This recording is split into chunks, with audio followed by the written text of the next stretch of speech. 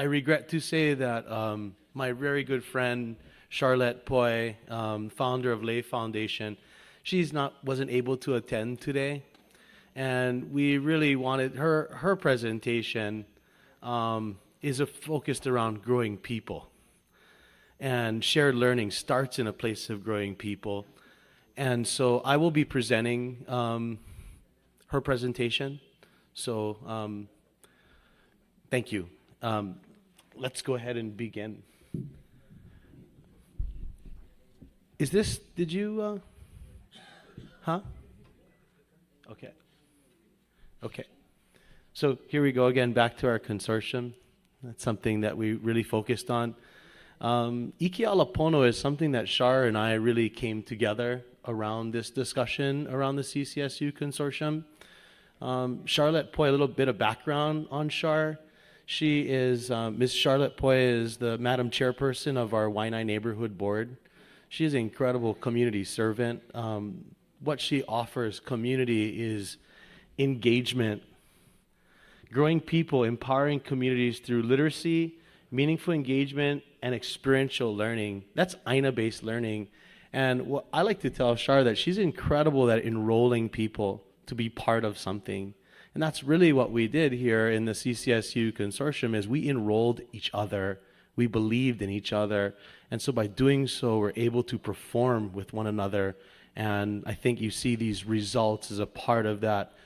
We left the plane of competitiveness and we moved into a space of cooperative planning. Yeah, so we're now in a place of cooperation. So what I really liked about today's event is really these slides that we put together and actually experiencing and watching the presentations from Vietnam, from South Korea, the Zoom presentations, the collections of technology, innovation, carbon, leadership. We had incredible representation from our legislators, the passing of two bills. Pomai didn't mention his bill, House Bill 1179 was also signed by the governor. We have Senator Ocasio here, was incredible at championing that aspect and the work of the Big Island.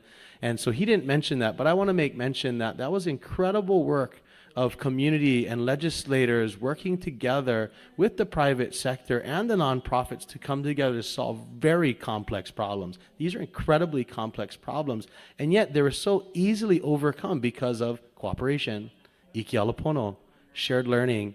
Very important, the humility that we experience in this. So as I go through this presentation, I give it with much humility in that by working together, yeah, pupukahi I holomua, only by being together and paddling in the same direction at the same pace are we truly able to move, yeah, move forward together, holomua. So what we have here today in this discussion alone in this 8th annual bioeconomy was we had the level of engagement, enrollment from learners, shared learning, the doers, the Scotty Wongs, the Scotty Rays Moniz, the Zanes who are out there, the excellent work that you guys are doing in Vietnam, pushing the envelope in regards to renewable energy, absolutely extraordinary, very inspiring, the level of commitment to getting to a place of hydrogen, to moving to a platform of net zero and changing the dynamics of our energy landscape, extraordinary. We are inspired. To the decision makers, our legislators who are here, Scott Glenn, Governor Ige came here, the leadership that took place to come in and make a stance to be carbon negative and net zero by 2045. What an ambitious goal, and how wonderful that we are the tip of the spear to be doing this effort. Of course, then we have our developers, our Tom Quinns who are here, pushing the boundaries of the Wii controller, the server networks, and then adapting that into new technologies around distillation. Absolutely incredible and remarkable. And then, of course, the businesses. The food that was provided to you today by Uncle Brian Wada from Kama'aina Catering, absolutely incredible that he brought the taste of aloha here today. So, and our film crew in the back that was able to provide all of the broadcasting and bring the Zooms today. And then the nonprofits, Friends of Waimanalo with their trades program, Lei Foundation, connecting people. And ultimately, it just showed together this partnership, this coming together.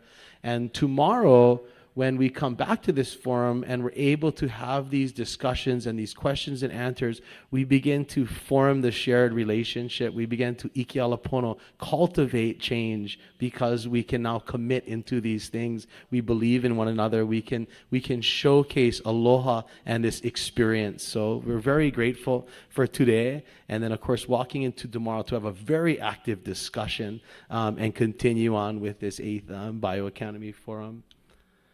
So what does meaningful engagement really mean? And, for me, I came out to enrollment. That's what I would say. But according to Charmin, I have to read this because I'm not Charlotte Poy, so I'm going to read it. So relationship building, partnership development, bringing in resources. And this is the human idea, the intelligence, the financial aspect. Without the investment, without the grants, without the ability to push the boundaries, right?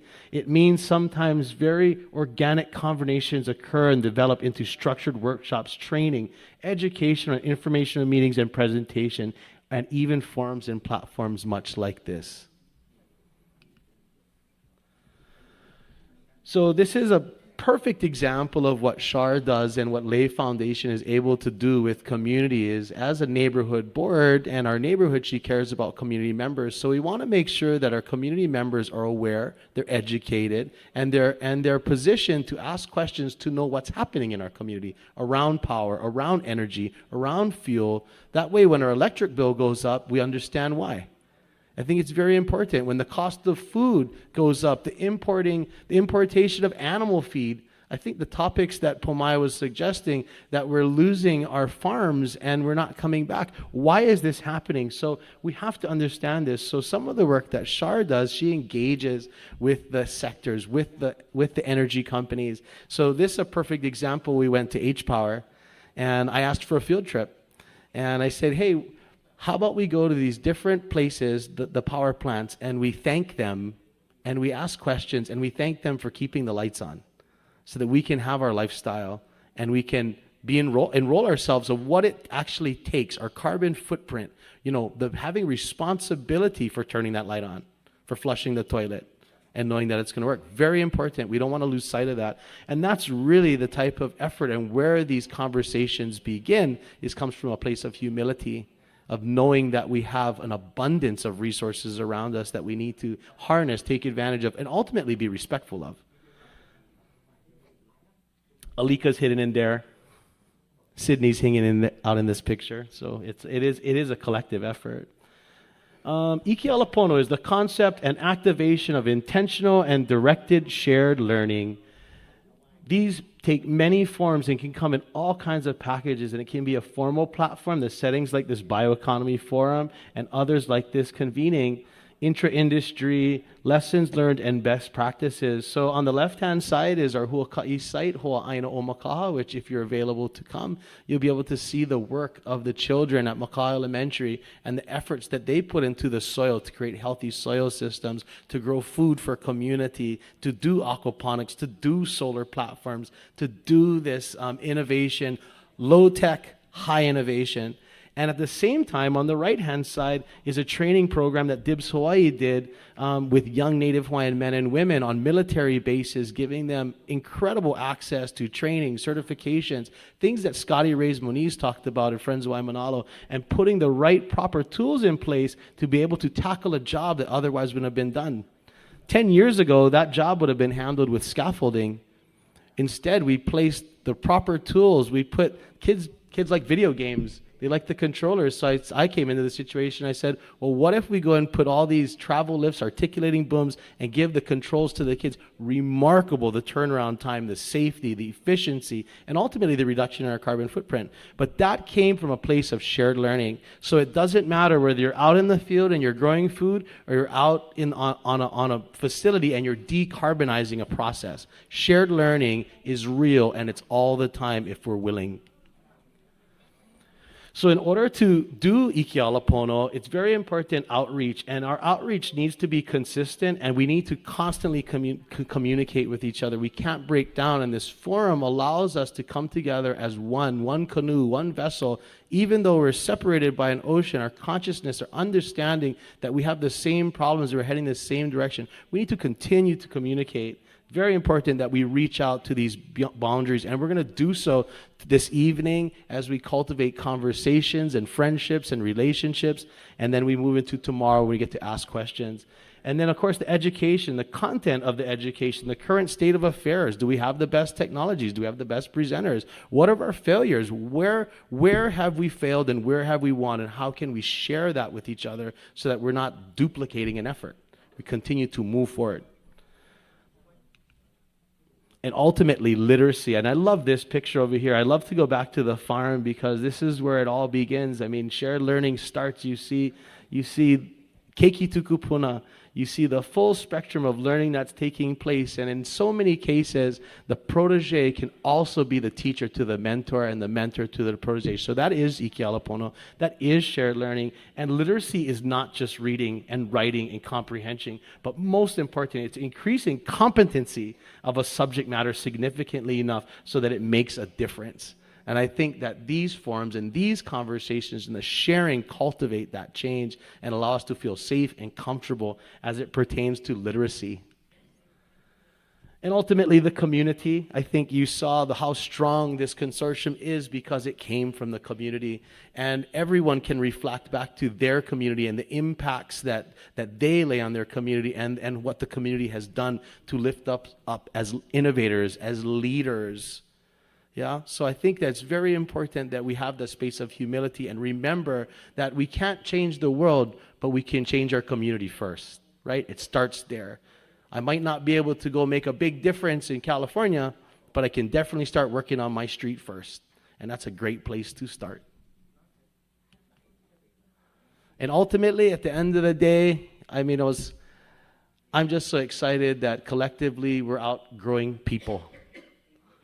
And if we come from a space of thanksgiving and appreciation for one another and respect, the ultimate goal is to grow people. And that way we can make change and we can have a difference and we can have impact and we continue to enroll one another. And with that being said, mahalo nui for your guys' time, your guys' care, your commitment to provide solutions in a difficult landscape, in a challenging world, as we continue to sharpen this spear together, yeah, so that we can go forward and make a big difference. I'm going to do multiple roles here. I don't see Alika in the room, so I'm just going to say that those are the closing remarks that I just touched upon. Is there any more slides that I don't know about, Sid? Okay. So, yes, thank you.